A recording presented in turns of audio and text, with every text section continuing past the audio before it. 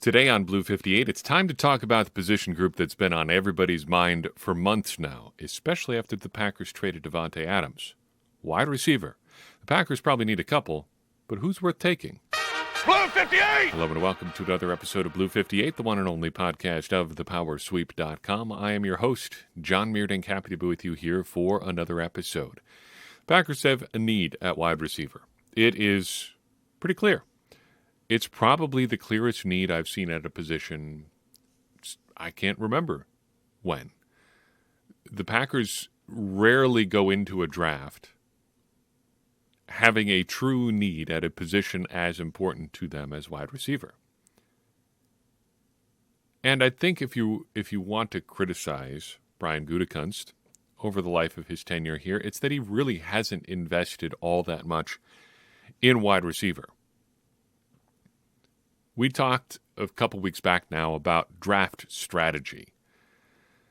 And I think that wide receiver is one of those positions that you always need to be backfilling. If it's not a priority backfill draft pick every year, it should at least be a general one.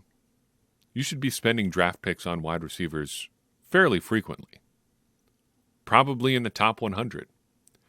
As soon as every 2 to 3 years, you should be dropping one high draft pick on a receiver. That's how the Packers did it under Ted Thompson, and their wide receiver core was great. And then late in the Thompson tenure, well, I guess after Davante Adams, really, they kind of stopped doing that. You had Ty Montgomery, a top 100 pick after that. But other than that, it was Montgomery, guys like D'Angelo Yancey and Malachi Dupree and Trevor Davis. Those were the backfills after Davante Adams. And that's not good enough. So now the Packers find themselves in a position where all of their previous backfill has been cleared out. Jordy Nelson is long gone. Davante Adams is now gone. Randall Cobb left and came back, and he's now well into his 30s. Marquez Valdes-Scantling, the one draft pick that they made at receiver who really kind of worked out, is gone. So you're left with a depth chart that is Allen Lazard, who's good, but I think has very specific uses. Randall Cobb, who's old. Amari Rodgers, who we're still figuring out what his role is on the Packers. And then guys like Juwan Winfrey, Malik Taylor, other practice squad types. That is not an NFL receiving room. So the Packers have a need. So what do they need at wide receiver? It's a tricky question. And the answer actually may be pretty simple. Let's explore it. What do they need? Well, first and foremost, they need replacements. Now, can you replace a guy one-to-one? Obviously not, especially in the case of Davante Adams, a Hall of Fame track receiver. You're not going to get a Davante Adams replacement in this draft, more than likely. It's possible, I suppose, but betting on getting a Hall of Fame talent, especially one who's going to be a Hall of Fame talent right out of the gate, is probably foolish. But if you can't replace players, can you replace skills? I think now we're getting somewhere asking that question. And before I go into too many more answers, I want to give a shout out to Carl Anderson.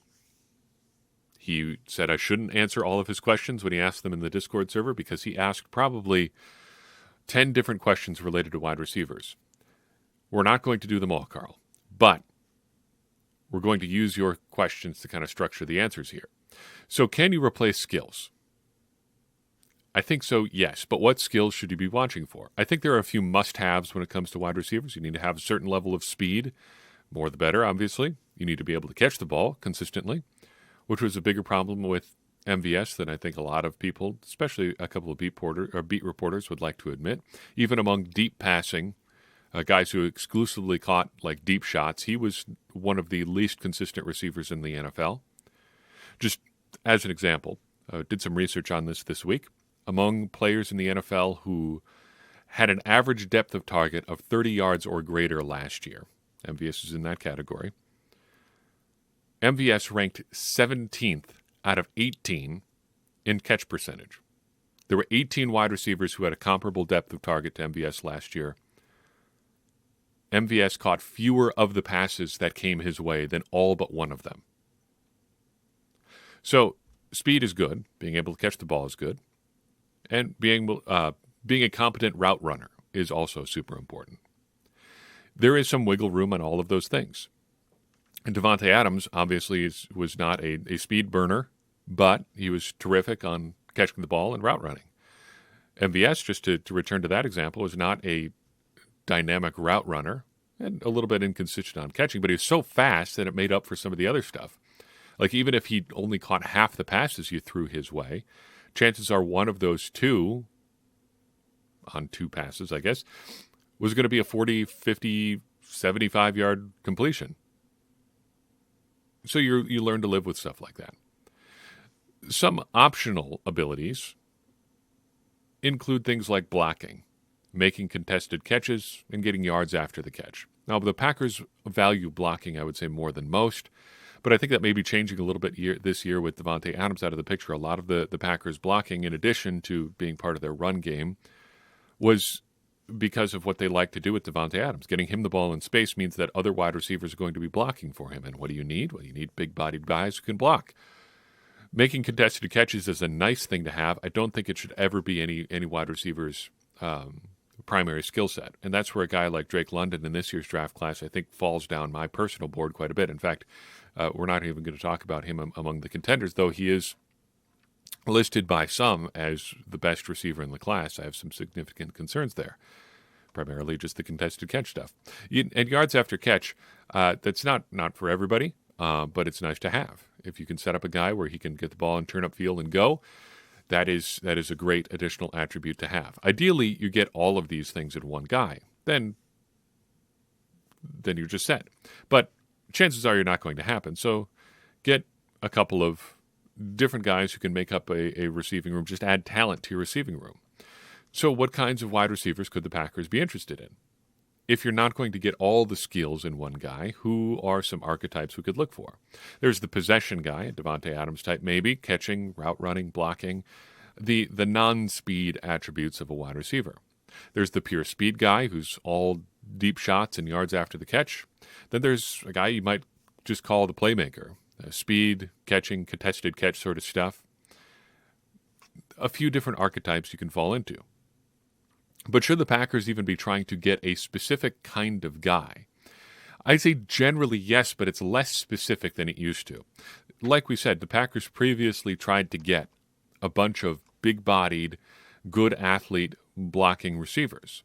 That's been their trend in the draft with Brian Gutekunst, Jamon Moore, Marquez Valdes-Scantling, Equinemius St. Brown, and with undrafted free agents. Alan Lazard, though he's technically not an undrafted free agent coming to the Packers, you understand that he still kind of falls into that category. Jawan Winfrey, Malik Taylor, just a lot of big dudes who can block. But I think it's simpler now. Matt LaFleur has been pretty clear about wanting more speed on offense. So I think pretty much you're just looking for a guy who has a certain amount of speed and who has been proven to be a good player. They're really just in add talent mode. And I don't think that the Packers are in a position to try to just get one good receiver in this draft. They should be trying to get two or maybe three. Just draft a bunch of guys and hope that a couple, at the very least one of them, work out. They need to add talent to their receiving room, not just try to fix things with one guy. So how do you find those guys that are good athletes and productive? Well, previously, we had a long series of things that we wanted, a long series of boxes we wanted guys to check. But I'm excited to talk about a new way to evaluate receivers. Paul Noonan at Acme Packing Company has been developing a metric he calls RAPS over the past couple of years, and I think it's phenomenal. It borrows a little bit from baseball, but I think it does it in a really interesting sort of way. So by way of explanation, I'm going to read a little bit of a piece that he wrote last year. RAPS is built on a previous metric he called wide receiver OPS. And quoting from a piece now, wide receiver OPS, quote, combines a receiver's catch percentage and yards per catch into one statistic, scaled to baseball's OPS stat. 1,000 is good, 900 is very good, 800 is average, and anything below is subpar. Wide receiver OPS is effective in identifying high-level producers because it properly credits all types of receivers by answering the question, is your catch percentage good considering the depth of targets you actually catch? It is a rate stat, and it can also be used to identify efficient players who may lack targets for various reasons. If you're unfamiliar with relative athletic score, it was developed by Kent Lee Platt and aggregates all combine and pro day measurables into a single number on a 10-point scale. Relative athletic score does an outstanding job of identifying the best athletes in a given class. Combining the two gives us RAPS, WRAPS, an aggregate of production and athleticism in one number. A 20 plus of those two would be outstanding. Closer to 10 would be bad. End quote. I like this because it hits exactly on the approach that we use. We want guys, our three levels of prospects. We want guys who are athletic and productive. We want guys who are athletic but maybe not as productive. And we want guys who are finally productive but maybe not athletic.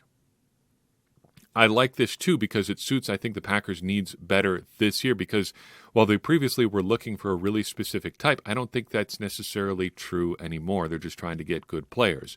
So who are the players? This class in general, I think, tends towards willowy burners. Guys that are 190 pounds but can run a 40-yard dash in the 4.3 range. It's not my favorite kind of receiver, but I don't necessarily hate it. Speaking more broadly about this class, I'm not entirely sure how deep this class really is. I've heard a lot of discussion about how this is one of the deepest wide receiver classes ever, so on and so forth, and that may be true, but I don't think it's true that there are just a ton of superstars in this class. I think this class is more broad than deep. I don't see a ton of superstar potential in this class, but I do see a lot of guys who seem like they can be like B-plus contributors for a long, long time. And that also, in addition to the Packers' needs, makes me more interested in getting a couple of guys than one guy who's just outstanding on his own. So, let's look at a few guys alphabetically by last name. According to Paul's RAPS metric, these are all guys who have a score of 18 or better. So there'll be a couple of guys missing from this list that you've definitely heard of. But I think it is a good, solid list overall. First up is Kevin Austin out of Notre Dame. 6'2", 215 pounds. He's got a relative athletic score of 9.94, ran a 4.43 40-yard dash. I like that he's 6'2" and 215 pounds, though the Packers, I think, should try to tend away from that archetype a little bit. I am like Brian Gutekunst in that I like some mass on my wide receivers. I like also his yards after the catch stuff on tape. He's a big, beefy guy in the open field, and I think that's a dangerous skill set to have. There's also some stuff not to like here. Two big red flags in the forms of 2 foot surgeries in his career. He's also only played 16 games in college as a result of those injuries, plus a suspension in 2019. So you're looking at a really small sample size. Sure, he's been productive, and he is, of course, very athletic, but he hasn't done it for a real long time. If you're looking at a receiver he might remind you of, personally, he reminds me of James Jones, but with really long arms. Just a bigger, thicker guy. Doesn't necessarily rely on his speed, but certainly has some to spare. Jumping way down the alphabet, just because of how this class works out, our next prospect is George Pickens out of Georgia, a personal favorite for me. 6'3", 200 pounds, 9.35 relative athletic score based in part on his 4.47 40-yard dash. Mr. Pickens had a really good freshman year, and if you like resilience and good stories in sports, he's got one. He tore his ACL last spring, returned to play meaningful snaps for Georgia in the college football playoff. That if that ACL is still a red flag for you, I understand. It looks like he's 100% back, and given what we know about ACL recovery, he should be headed back in the right direction in terms of being stronger than ever, because we know that it can take a year plus to really get back to 100% full strength. He does have good time speed too. If you're looking for things to nitpick about his game as a prospect, the game speed doesn't look quite like a 4.47. And I think there's more reason to be wary about time speed than ever, just as guys get more and more refined in their combine prep process. They're getting ultra polished at these drills, and 40-yard dash is something you can learn to do well. You're always going to be limited by your ability to a certain extent, but he does have it does look like there are some limitations in the game speed a little bit. We're nitpicking, though, because I think he's a good, solid prospect overall. And he actually reminds me a little bit of Marquez Valdes-Scantling. A little bit more refined version, maybe. Maybe not so fast, obviously, but aggressive as a blocker and just all arms and legs, which is kind of fun to watch. That was one of the best things about MVS is just when he's turning down the field, these long limbs, just looks like a cheetah out there, just exploding down the field. And Pickens has a little bit of that, though, again, not quite so fast. Sticking with the P's, Alex Pierce out of Cincinnati is another prospect I think is going to be worth watching, especially towards the middle rounds. I don't think he's going to be a day 1 or 2 prospect, probably. But at 6'3", 213 pounds, he offers some intriguing size and athleticism. How athletic? 9.81 relative athletic score, not bad. 4.41 40-yard dash. You can see consistent growth in his game, too. His stats get more and more impressive over his time at Cincinnati. You can see him taking on a bigger role over time just looking at his statistical profile. It's been good. He definitely doesn't look like a 4.41 guy off the line, though. And I think, kind of like with George Pickens, you can learn to run fast to a certain extent. He's definitely, even if he does have that top-end speed, once he gets going, he's a long strider type. Big guy, big, long steps, and as a result kind of reminds me of Allen Lazard. Once he's up and moving, Lazard is pretty fast, and so is Alec Pierce. But he's a big-bodied athlete, and he needs a bit of a runway to get going. I think there's a place for a guy like that in the Packers offense. I don't know if there's a place for a guy like that in the Packers offense when they already have a guy like that in place on the Packers offense. But still, like we said, the Packers just need to add talent overall. James Tolbert is my next prospect out of South Alabama. 6'3", 190 pounds, one of those willowy burner types that we talked about, but not necessarily a burner either, just a 4.49 40-yard dash, a bit slow, air quotes, for his weight, as though 4.49 could ever be terribly slow. As a result, 8.59 relative athletic score. He tore it up against his competition. South Alabama, not exactly a hotbed of football talent, and the Sun Belt, not exactly a Power 5 conference. But, as we ask him to do, he beat up on the lower-end schools. Over his final 2 years at South Alabama, 146 catches, 2,559 yards, and 16 touchdowns. That's some good production. I wonder, though, if you can get away with being a 190-pound receiver in the NFL at that height against bigger and better corners. Pro Football Focus also notes that he hasn't faced a Power 5 opponent since 2019. The competition level is going to be significantly different than anything he's faced in a long, long time. He reminds me a little bit of Trevor Davis. Track star first, wide receiver second. There is a place for a guy like that. I don't know where you take a guy like that. Probably third day, late third day, probably at best. Finally, among the guys that I think are real contenders, real super-duper contenders, and we'll have explanations on a couple other guys here in a second, Christian Watson. Oh boy, a climber, right? In a normal draft year, he might be a day 2 or day 3 pick, but given just the hype around him and his testing numbers, he has shot up draft boards faster than just about anybody I can remember. And justifiably so, given some of his testing numbers. 6'4", 208 pounds, a 9.96 relative athletic score, including a 4.436 40-yard dash. If you're drooling, I understand.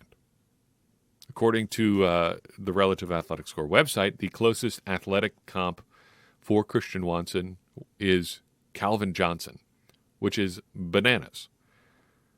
First, that he's even in the same neighborhood as Calvin Johnson.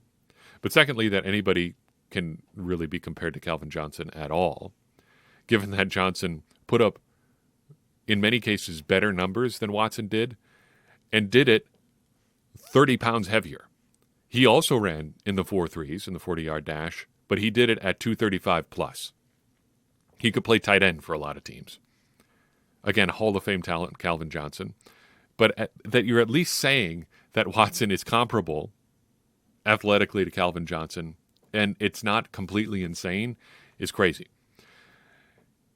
he checks all the boxes in a lot of ways. Athleticism, check. Production, check. 20 yards per catch on 62 catches over the last 2 seasons. That's about as productive as you can hope for a guy to be. He's a good prospect. But I think he's just a prospect right now. I don't think he's an actual wide receiver yet. You look at the level of competition, his production was good, not great. You look at some of the finer points of his skill set, route running, consistency in catching, it's not there yet. Then you've got to ask questions about where you have to draft him. Given the expectations surrounding him after his athletic testing, it looks like he'll have to be a first-round pick. 22 for the Packers, though, way too high. The first round in general kind of seems way too high. But given the buzz around him, it's looking like that might be where you have to take him. Now, buzz is one thing. Actually getting picked in the first round is an entirely different thing. And let's reserve some judgment until we actually see how the draft plays out. There's a lot of things that you can say about guys that might get taken in the first round. But might get taken in the first round is a pretty far sight from actually getting taken in the first round. So, Christian Watson, he is way better than the comp I'm about to throw out. But I think he's kind of like Jeff Janis, but good. Okay? Let me unpack that a little bit. A lot of guys in lower levels of college football can get away with being just super duper athletes, and they never have to learn how to actually be football players.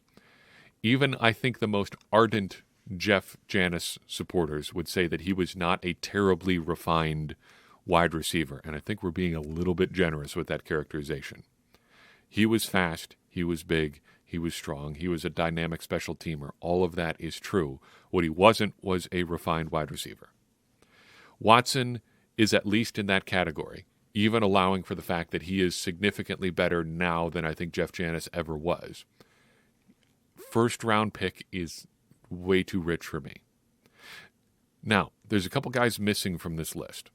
2 right off the bat are Chris Olavi and Traylon Berks. Let's talk about them. Olavi, borderline cut. Consider this just a cut for time. If the Packers ended up drafting him at 22 or 28, would be perfectly fine with that.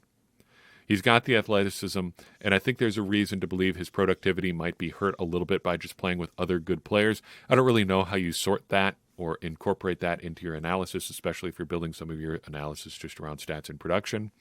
He's got the athleticism numbers. He's a little bit on the smaller side. He's one of those willowy burner types that we've talked about. Still, it seems like a good player. If the Packers ended up taking him in the first round, I would not have a problem with it. Traylon Berks, athleticism might be an air quotes problem. I don't know. It's borderline on a couple of the numbers, but it bumps him way down. I think there's reason to believe he may just have had a bad day of testing, but his relative athletic score keeps him off the top end of this chart. I like everything I've read about him as a guy. I like what I've heard about him, going hunting for wild boar with his dogs and his knives. That's awesome. I think there's reason if you have some concerns about him, that's totally justified. Finally, a guy that wouldn't necessarily hit the thresholds, but seems to be a bit of a mystery because I can't find anybody writing about him at all. Rashawn Henry out of Virginia. 9.38 relative athletic score, a 4.46 40-yard dash, 6'1", 185 pounds. Look, nobody's written a thing about him. Nobody's talking about him out there, and I think it might be because he only played 17 college games. But still, he's productive, he's big, he's got the athleticism. Maybe day 3 undrafted free agent type. Who knows? So those are the receivers that I would have you watch. We'll write up a little bit more about some of the other ones at thepowersweep.com when we get to wide receivers. Got a bit of a content backlog here that I got to work through, but I am committed to getting those up ahead of the draft this year just so we can have some of this stuff on the written record in addition to the podcast. But I think it's a good class. I think the Packers need to come out of this wide receiver draft with 2 or 3 guys that they can add to the depth chart this year. And if they can play special teams, so much the better. We didn't even really get into returners and return types. But if they can add that skill set, that would be awesome. Agree? Disagree? Anybody else you'd like to talk about? Let me know. I'd love to do it. That's all I've got for you in this episode. I do appreciate you listening in. I'd appreciate it if you enjoyed this podcast that you would share it with somebody you think would enjoy it too, because that's how we're going to get more people into this conversation that you and I are having about the Green Bay Packers. And in turn, that's going to help all of us, me included, become smarter Packers fans. And as I always say, smarter Packers fans are better Packers fans, and better Packers fans are what we all want to be. I'm your host, John Meerdink. We will see you next time on Blue 58.